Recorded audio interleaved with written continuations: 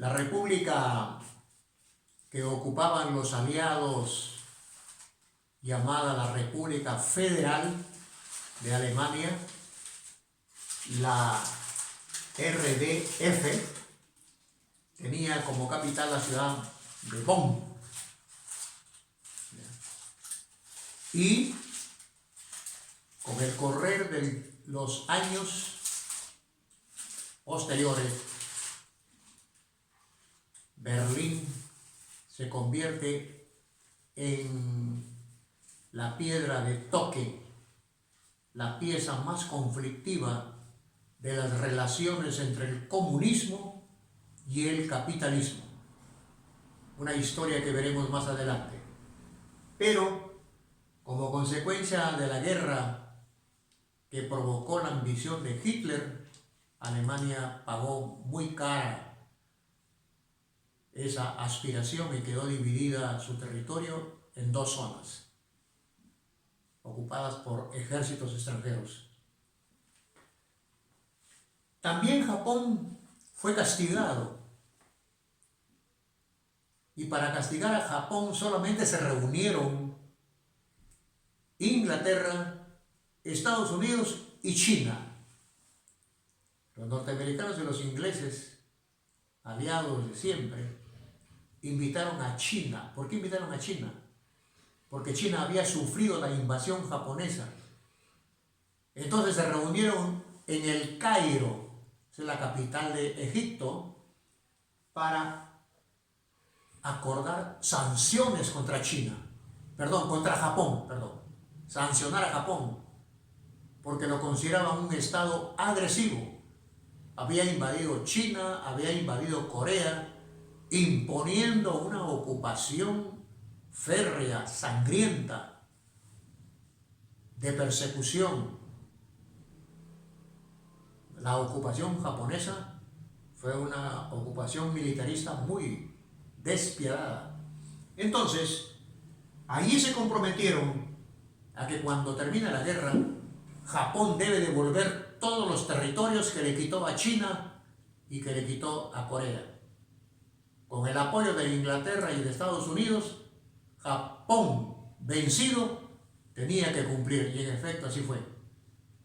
Los japoneses se quedaron sin nada, China recuperó sus territorios y ese acuerdo al que no se invitó a las demás potencias se hizo en África, en Egipto, en la capital de este país, en el Cairo. Bien, hay una cosita que yo quiero remarcar, que al término de la guerra, tanto a Alemania como a Japón, los aliados vencedores le pusieron en las cláusulas de la rendición, tanto de japoneses como de alemanes, una que decía la desmilitarización. Quiere decir que ni Alemania ni Japón podían tener otra vez los ejércitos que tenían antes. Tenían que tener una fuerza mínima, casi policial, para evitar nuevamente el armamentismo de estos dos países que eran los perdedores de la guerra. Y hay un aspecto que hay que ver, que analizar como balance de la Segunda Guerra Mundial, que son los crímenes de guerra. Aquí en los crímenes de guerra, por supuesto que los vencedores son los que ponen las condiciones y el perdedor tiene que aceptarlas, sí o sí.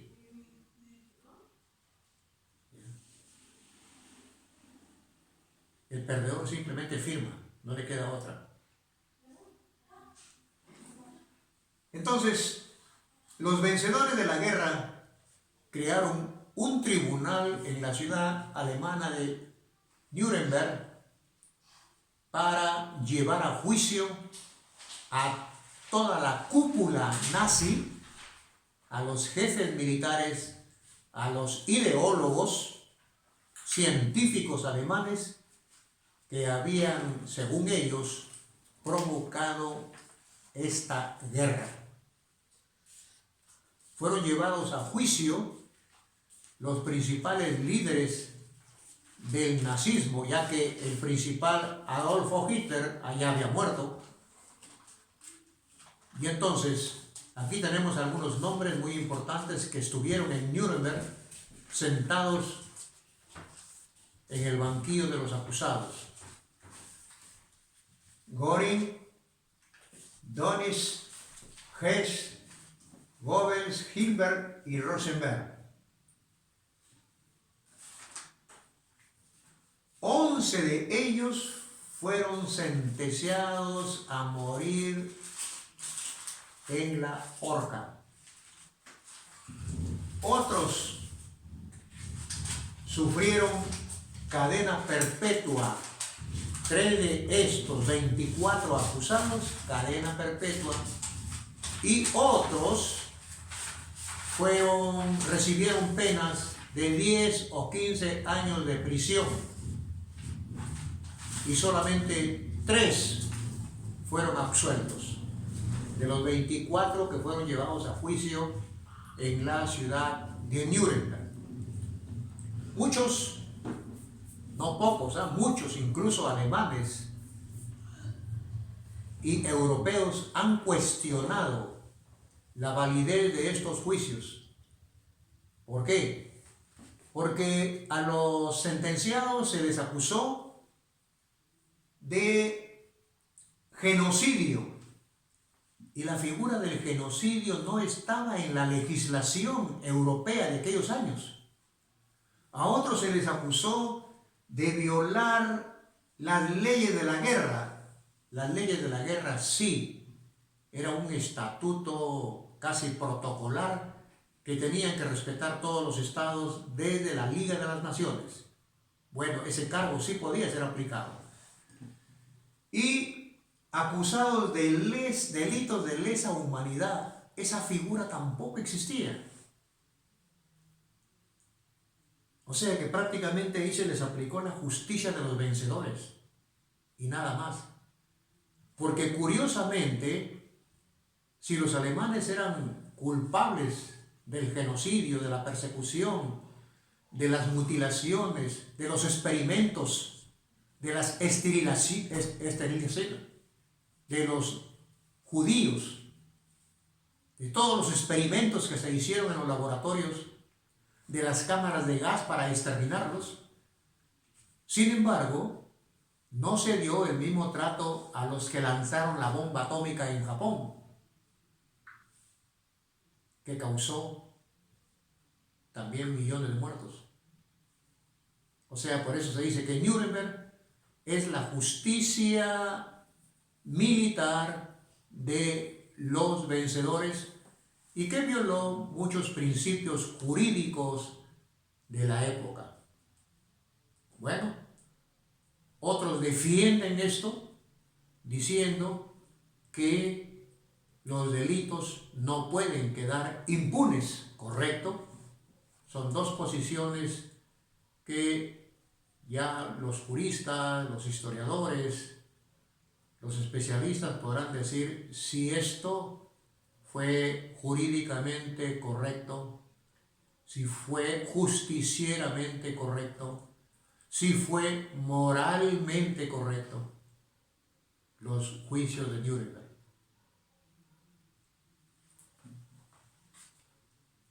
Ahora, también aquí se dan en la Segunda Guerra Mundial los conceptos extremos de la guerra, o sea, conceptos nuevos.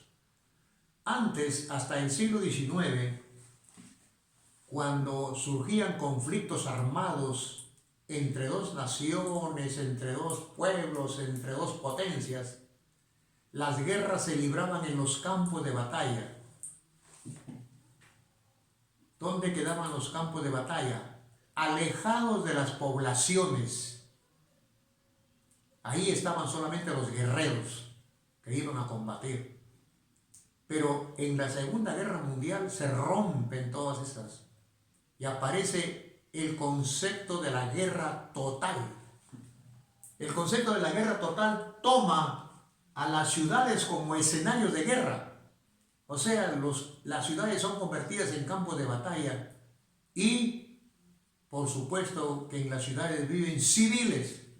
Entonces, la mayoría de muertos son civiles y no son soldados. Ese es un crimen de lesa humanidad que en Nuremberg se lo aplican a los perdedores, pero no se lo aplican a los que ganaron la guerra. Exterminio racial, que no, eso sí no es nuevo, pero se da un concepto racial al antisemitismo. El antisemitismo tampoco es nuevo, viene de muchos siglos atrás, pero el antisemitismo religioso, ¿no?, que consideraba a los judíos como, por ejemplo, ser los culpables, los responsables de la muerte del Hijo de Dios, y así de otros pecados más. Pero Hitler vincula el antisemitismo, o sea, la hostilidad hacia los judíos, en un aspecto racial. Considera de que esta raza, la raza judía, es una raza inferior y por ser inferior tiene que ser exterminada. El racista Hitler buscaba la pureza de la raza aria. Un alemán tenía que casarse con una alemana, con una aria. Estaban prohibidos los matrimonios entre judíos y alemanes arios. Esa supremacía de la raza aria sobre las demás fue un condimento de esta Segunda Guerra Mundial, y Hitler, en su libro Mein Kampf, Mi lucha, expone sus ideas racistas en contra de los judíos. Así que el concepto de antisemitismo tiene hasta 3 vertientes, que ojalá uno de ustedes pueda estudiarlo más, porque sería una manera muy importante de que ustedes acrecienten su conocimiento sobre esos temas. Entonces, el exterminio racial y la guerra total y el uso de la bomba atómica son estrategias extremas que llegaron a acumular tantas víctimas nunca antes vistas en la historia de la humanidad. Desde que se funda la ONU al término de esta guerra, los que fundaron la ONU decían que la anterior, la Liga de las Naciones, no servía para nada. Hoy tenemos a la ONU tratando de preservar la paz y muchos dicen no sirve para nada. Vamos a ver varios acontecimientos en las siguientes clases para que ustedes vayan ya formándose su criterio. La ONU actual, ¿servirá para evitar un nuevo conflicto armado? ¿Se formarán otra vez los famosos bloques económicos y militares que por un tiempo mantienen el equilibrio de la paz, pero un equilibrio muy frágil?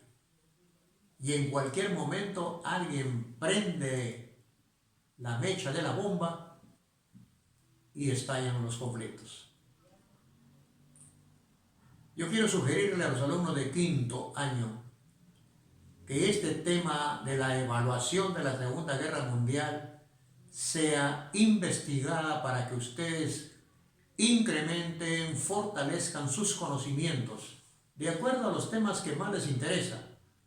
Por eso es que yo siempre pongo temas sugeridos y les sugiero para efectos de investigación, a ver, la bomba atómica. ¿Cuál fue la historia de la bomba atómica? ¿Qué tal si los alemanes hubieran la hubieran activado antes de que caiga en manos de los norteamericanos. Entonces las bombas hubieran sido usadas por los alemanes, porque este fue un invento alemán. La historia de la bomba atómica sería un tema muy interesante que cualquiera de ustedes puede, si gusta, investigarlo. No necesariamente todos, cualquiera de ellos. Otro tema que les sugiero que lo investiguen es el antisemitismo. Cuidadito porque hay gente que utiliza inadecuadamente la palabra antisemitismo. Bien. Los semitas es un pueblo de la antigüedad que formaba parte de las tribus que poblaron el norte de África y una parte de Arabia. Toda esa zona dio lugar al nacimiento de las tres grandes religiones del mundo: la judaica, la cristiana y la musulmana. Después vemos que la iglesia cristiana también tiene varias vertientes porque hubo una ruptura de la unidad cristiana. Y el antisemitismo se atribuye a los judíos, pero ¿cómo es? ¿Cómo funciona? Hitler no mató a los judíos por sus creencias religiosas, los mató por una cuestión racial. Es un concepto nuevo que Hitler introduce al antisemitismo. Otro tema, la muerte de Hitler. Sobre este tema hay tantas hipótesis, algunas muy extremas, otras con cierta racionalidad, pero todas tratan de explicar si Hitler en efecto fue o asesinado, o se suicidó, o qué pasó con él. ¿Qué pasó con Hitler? Otro tema que también es controversial. ¿Cuál fue el rol que jugó el Papa Pío XII, el Papa de la Iglesia Romana Católica, durante la Segunda Guerra Mundial? Otro tema importante. Bien, alumnos, entonces esto ha sido todo por hoy. Les invito a que sigan investigando y sus investigaciones háganmelas llegar en el término de 48 horas, o sea, 2 días, a mi WhatsApp para efectos de la evaluación. Muchas gracias y hasta la próxima clase.